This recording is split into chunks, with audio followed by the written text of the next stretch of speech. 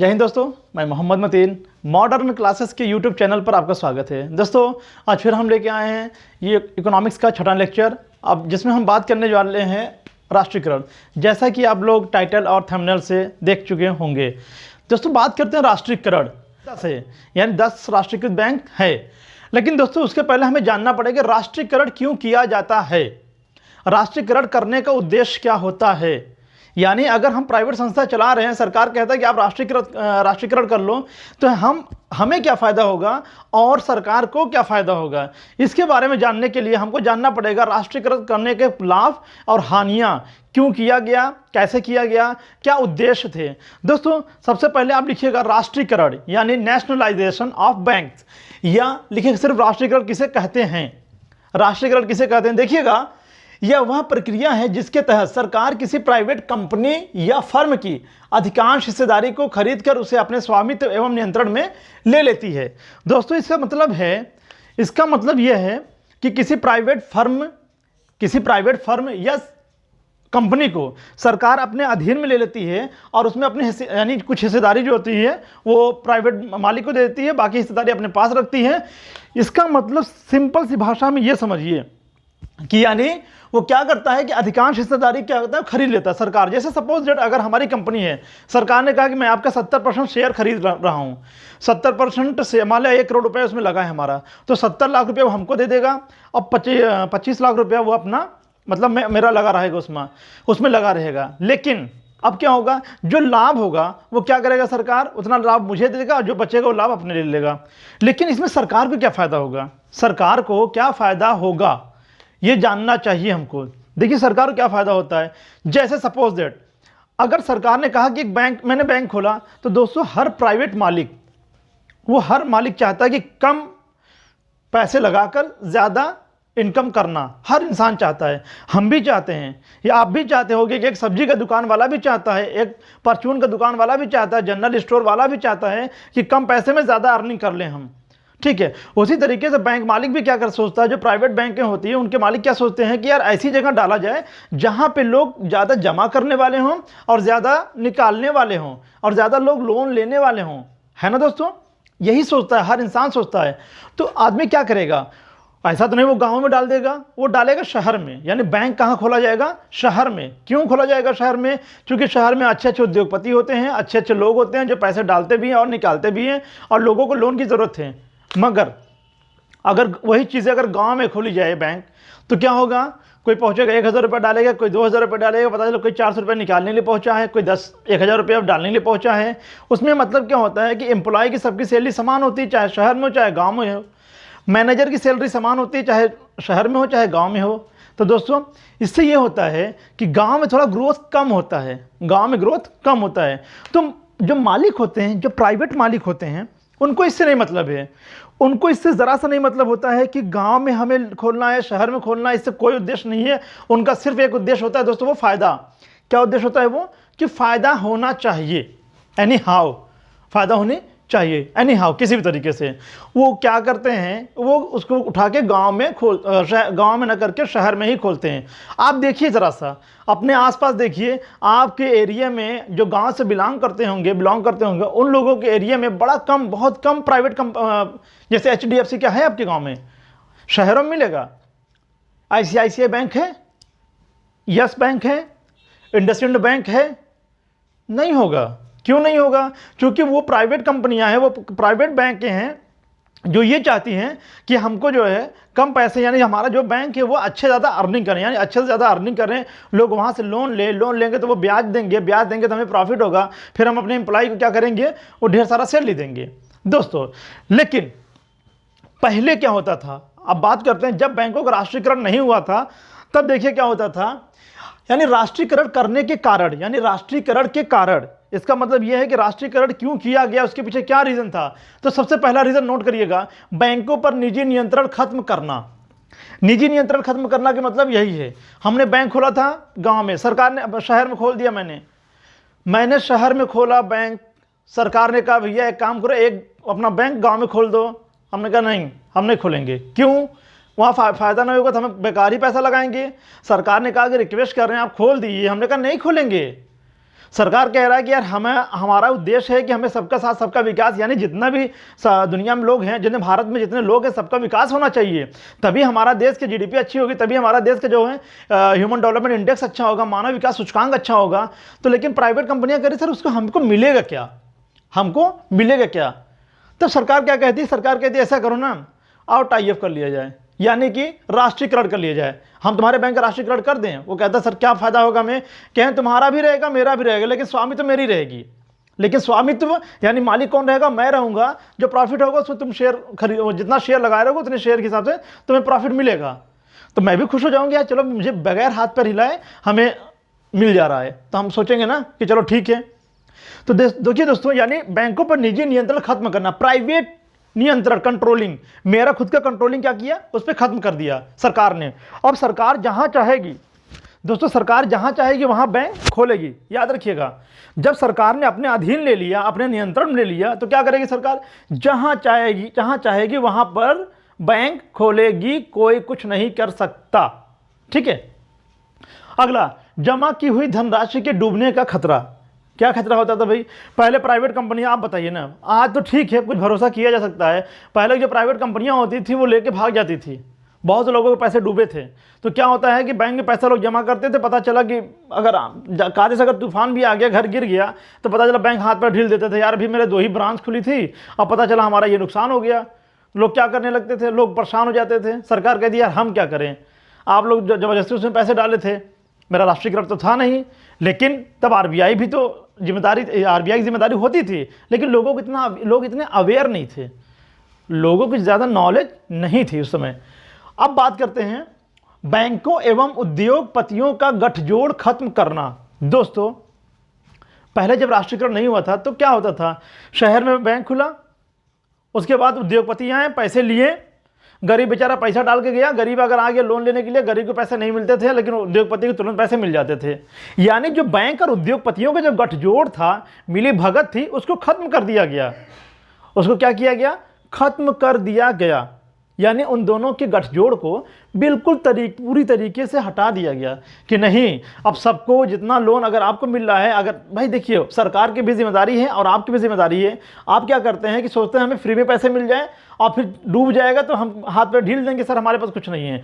इसीलिए सरकार आपसे एक एग्रीमेंट साइन करवाती है, इसीलिए सरकार आपसे एक सिक्योरिटी मांगती है कि आपके पास क्या है, घर है, कुछ है। लेकिन जो बड़ा आदमी जाता है वो क्या करता है? सब कुछ दिखा देता है, सर मेरा यहाँ कंपनी, ये कंपनी, वो कंपनी। और जो मैनेजर होता है, जो मालिक होता है, वो भी सोचता है ठीक है यार तो दे देगा पेमेंट, कोई दिक्कत नहीं है। ठीक है। बहरहाल यानी यहाँ पे जो राष्ट्रीयकरण करने के कारण क्या था? बैंकों एवं उद्योगपतियों का गठजोड़ को खत्म करना। ठीक है।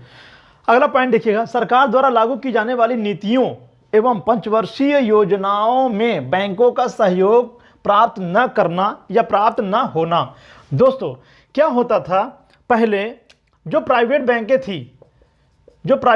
थी उन लोगों से कहा जाता था कि पंचवर्षीय योजना चल रहा है, आप कुछ पैसे दो, फिर बाद हम तुमको दे देंगे। लेकिन बैंक देने में आनाकानी करता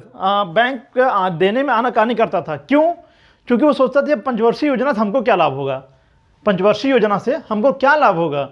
लेकिन सरकार कहती थी लाभ है, हमारे देश का ग्रोथ अच्छा होगा, हमारे देश की इकोनॉमिक कंडीशन अच्छी होगी। लेकिन वो प्राइवेट बैंक कहते सर हमें क्या फ़ायदा होगा, हमें कुछ फ़ायदा है? तो सरकार वहाँ पे हताश हो जाती थी। यानी कहने मतलब है सरकार द्वारा लागू की जाने वाली नीतियों, कोई भी नीति लागू करती थी उसमें बैंक रोल नहीं निभाना चाहते थे। लेकिन आज की डेट में अगर सरकार वो कर दी, तुरंत एसबीआई है, पीएनबी है, जितने सरकारी बैंक है, जिससे चाहे सरकार पैसा ले लेगी, कोई नहीं बोलने वाला, क्योंकि जान रही है कि ये मेरे मालिक हैं, यही मेरे कर्ता धरता है। सीधा आरबीआई पर संदेश जाएगा कि सरकार को मैंने इतना करोड़ पैसा दिया, वो नोट कर लेगा। फिर जब सरकार के पास पैसे आ जाएंगे, जैसे मान लिया हाईवे बन रहा है, उसमें लगभग 20 लाख करोड़ रुपया लगा या 15 लाख करोड़ रुपया लग रहा है। अब सरकार के पास इतने पैसे नहीं, सरकार क्या करेगी? आरबीआई यानी state Bank of India, PNB से मांगेगी।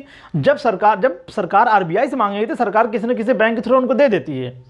देने के बाद अब वो क्या करता है सरकार की, उसको जब हाईवे बनवाती है, आपने देखा होगा तो कई जगह क्या करते हैं, टोल टैक्स लगे रहते हैं। टोल टैक्स क्या करते हैं? प्राइवेट कंपनियों को देते हैं, वो उगाही करते हैं। क्यों करते हैं? अच्छा दोस्तों, प्राइवेट कंपनियों को ही क्यों देते हैं? क्योंकि प्राइवेट कंपनियां अच्छी तरीके से उगाही कर सकती है। सरकारी हैं, पता चलो वो खाने पीने में लग गए, वो एकदम सरकारी की तरह काम करता है। अब प्राइवेट की तरह ही काम करता है, यानी लग के पूरी विधिवत ईमानदारी से काम करेगा। सरकारी काम करने वाले भी ईमानदार होते हैं दोस्तों, लेकिन वो सरकारी काम करने वाले ही थोड़ा सा ढीले पड़ जाते हैं, इस वजह से उनको नहीं दिया जाता। जो टोल टैक्स पे आपने देखा होगा वो सारी प्राइवेट कंपनियों को ही दिया जाता है। मेरी बात को ध्यान रखिए दोस्तों।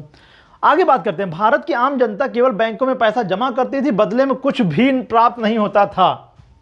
यानी भारत की जो आम जनता थी उस समय की, वो बैंकों में पैसा जमा करती थी, जो भी उसके पास होता था, 1000, 2000, 4000, 10,000, 5000, लेकिन बल्कि इसके फायदा उद्योगपतियों को होता था। कैसे होता था? हमने पैसा जमा किया, उन्होंने पैसा किया, सबने 10-15 लोगों ने पैसा जमा किया। अब क्या होगा, सब कोई उद्योगपति आया, पैसा ले लिया कि हमको दे दिया, हमें काम करना है। अब तुरंत क्या करते थे, उद्योगपतियों को दे दिया जाता था। गरीब गया अपना पैसा लेने, पता चला अभी तो पैसे हैं ना, 4 दिन रुक जाओ, अभी आते हैं देते हैं।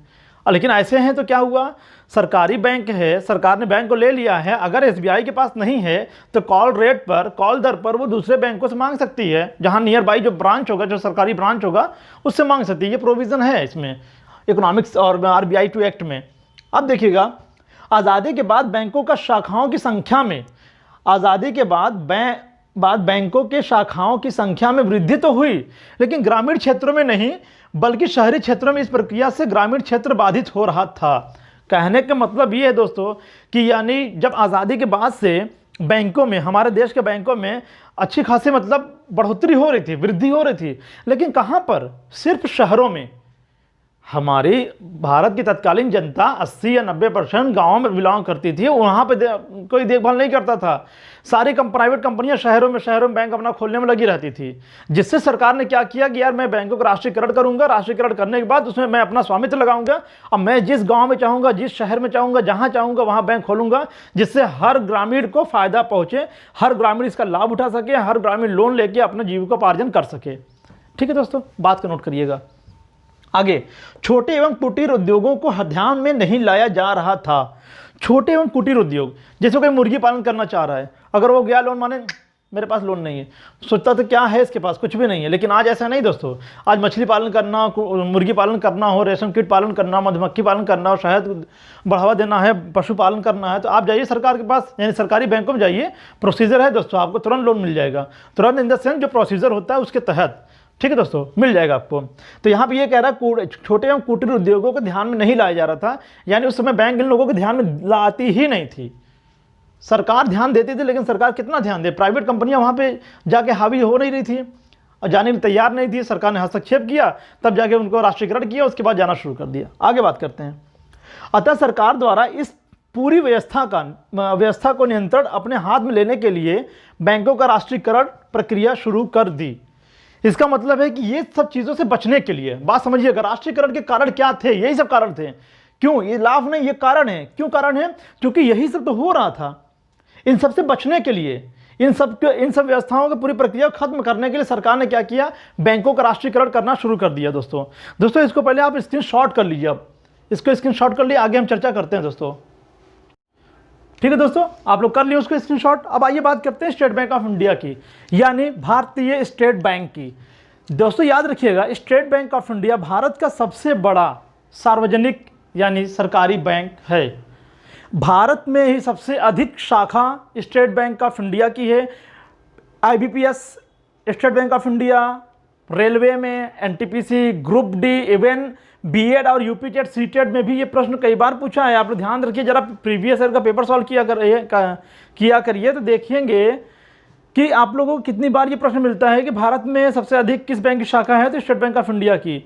अच्छा, विदेशों में सबसे अधिक किस बैंक की शाखा है, तो स्टेट बैंक ऑफ इंडिया की। दोस्तों याद रखिएगा, प्रश्न कई बार पूछा गया है।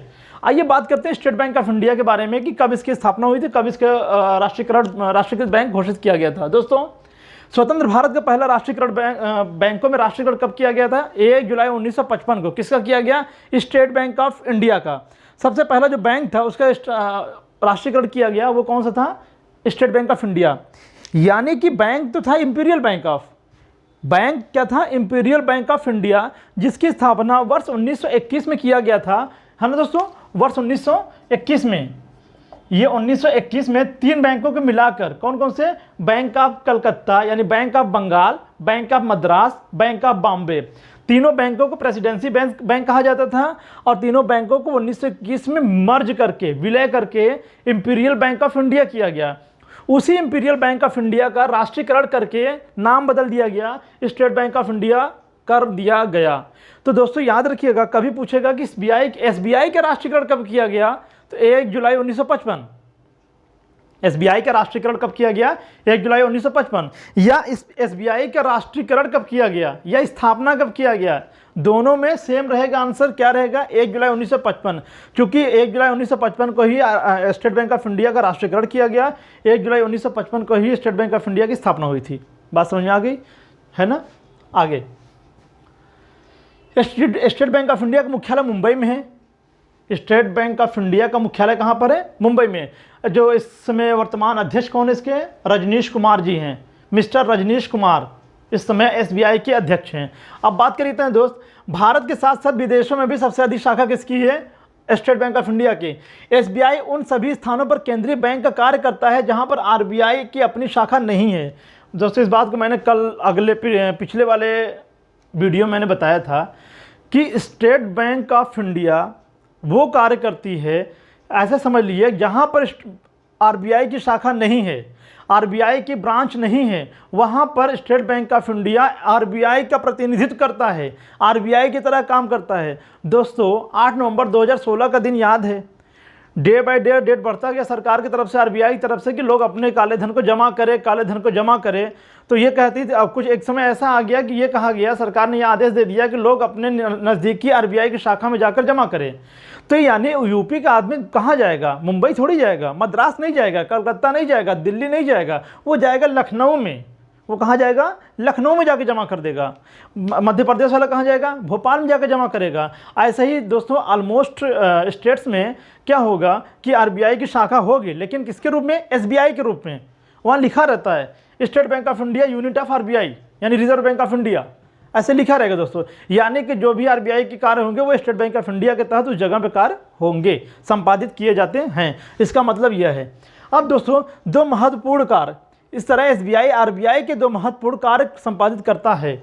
यानी स्टेट बैंक ऑफ इंडिया क्या करता है, दो स्पेशल कार्य आरबीआई की करता है। क्या, सरकार के बैंकर के रूप में कार्य करता है, यानी सरकार के बैंकर के रूप में तो कार्य करता ही करता है, यानी सरकार का बैंक कहलाता है ये। आरबीआई के बाद अगर कोई सरकार का बैंक कहलाता है, क्या कहलाता है वो, स्टेट बैंक ऑफ इंडिया। दूसरा, बैंकों के बैंकर के रूप में कार्य करना, बैंकों के बैंकर के रूप में कार्य करता है, ये कार्य करना इसका, यानी कि सभी बैंकों का बैंक भी है, ये भी बात याद रखिएगा।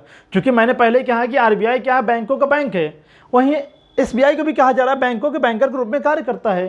ठीक है दोस्तों, इस तरीके से बात समझिए। अब आपने देखा कि स्टेट बैंक ऑफ इंडिया का राष्ट्रीयकरण कब हुआ, 1 जुलाई 1955। दोस्तों इसके साथ अपेक्षित याद रखिएगा, इसी के साथ साथ इसके साथ बैंक, सात समूह बैंक इसको कहा जाता है, ग्रुप बैंक, यानी उसका भी राष्ट्रीयकरण इसी समय किया गया था। तो कुल जब बात करता है कि वो 1 जुलाई 1955 को कुल एसबीआई के कितने बैंक समूह का राष्ट्रीयकरण किया गया था, तो कहा जाता है 7 + 1 यानी 8। कैसे, मैं बता रहा हूं दोस्तों, आप ध्यान दीजिएगा। देखिए, एक तो स्टेट बैंक ऑफ इंडिया हो गया, ऐसे समझिएगा, एक स्टेट बैंक ऑफ इंडिया हो गया, अब प्लस, अब यहां देखिएगा दूसरा क्या है, state Bank of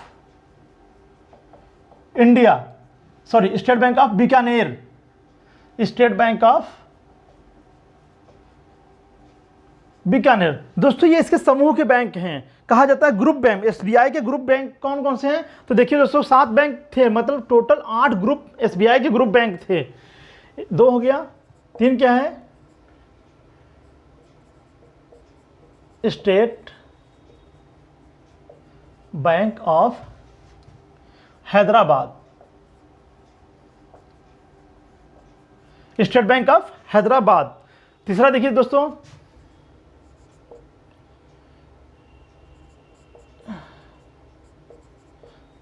state Bank of Mysore,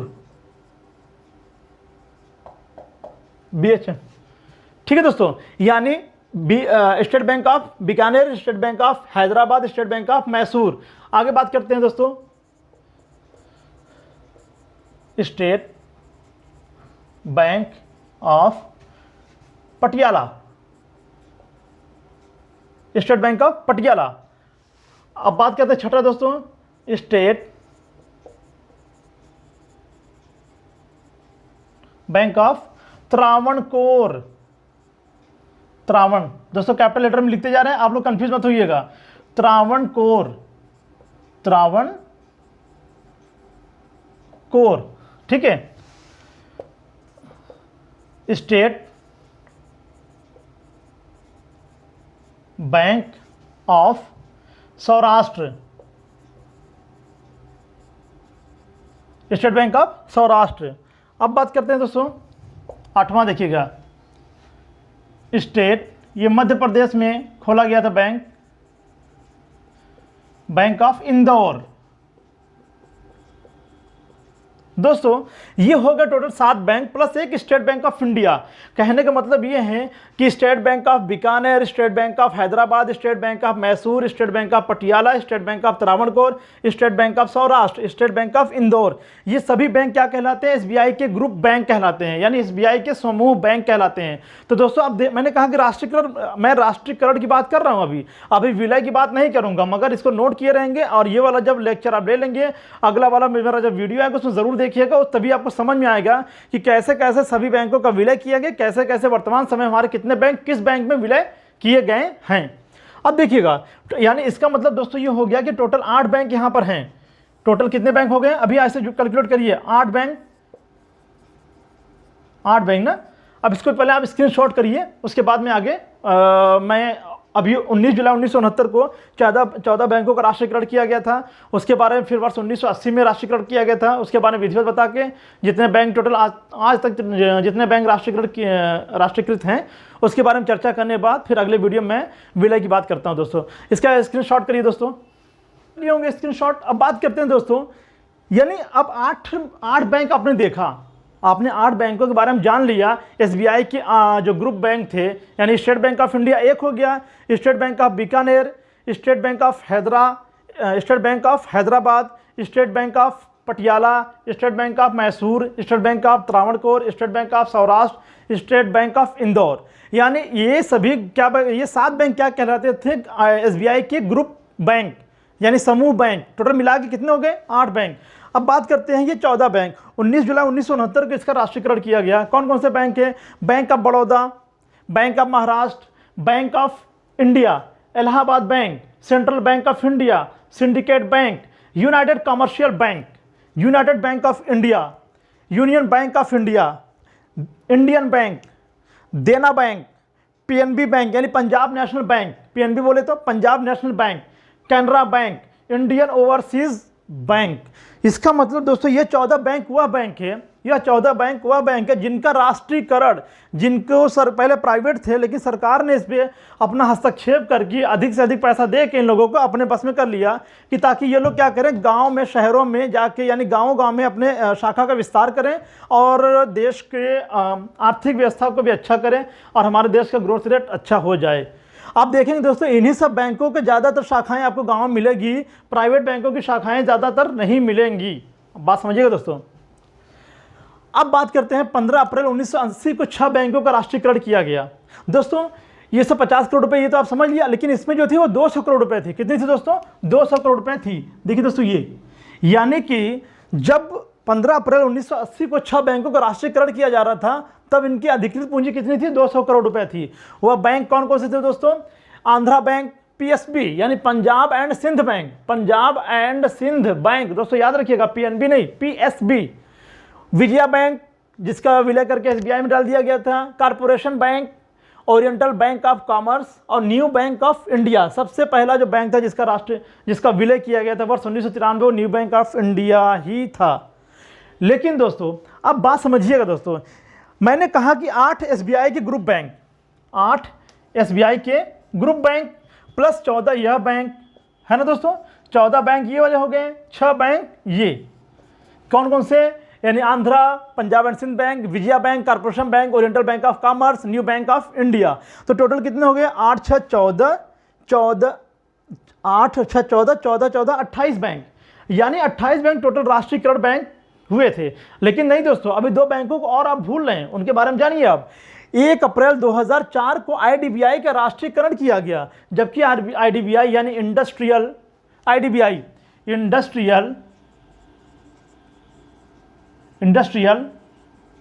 development bank of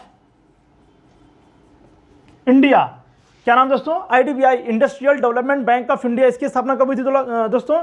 1 जुलाई 1964 को, 1 जुलाई 1964 को किया गया था। तो इसका राष्ट्रीयकरण कब किया गया? राष्ट्रीयकरण किया गया 1 अप्रैल 2004 को, याद रखिएगा 1 अप्रैल 2004 को। लेकिन अब ये LIC खाते में चला गया है। मैंने सिर्फ आपको मैं चाहता हूं ना दोस्तों कि आपका फंडा क्लियर रहे कि कितने राष्ट्रीयकृत बैंक थे, और तब आपको समझ में आए कौन कौन से बैंक कब जाके विलय हुए हैं, किसमें विलय हुए, तभी समझ में आएगा।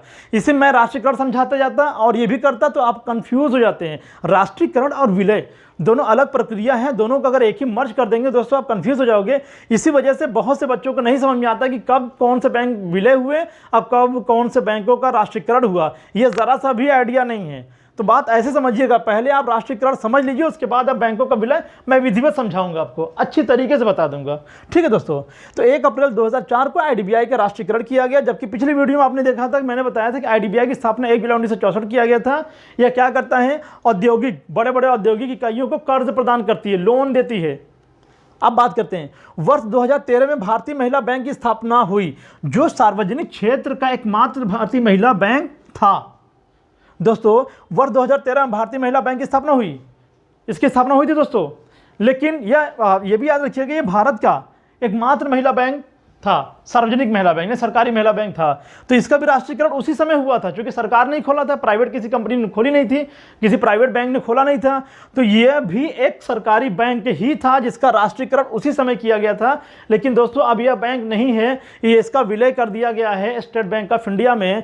अगला जो वीडियो आएगा उसमें मैं विधिवत समझा दूंगा। अब बात करते हैं दोस्तों, कुल बैंक कितने अब तक राष्ट्रीयकरण हुए थे, कितने बैंकों का? तो 8 और 6, 22, 6, 28, 28 प्लस 2, ये टोटल 30 बैंकों का राष्ट्रीयकरण किया जा चुका है अब तक। टोटल अब तक कितने बैंकों का राष्ट्रीयकरण किया जा चुका है? 30 बैंकों का।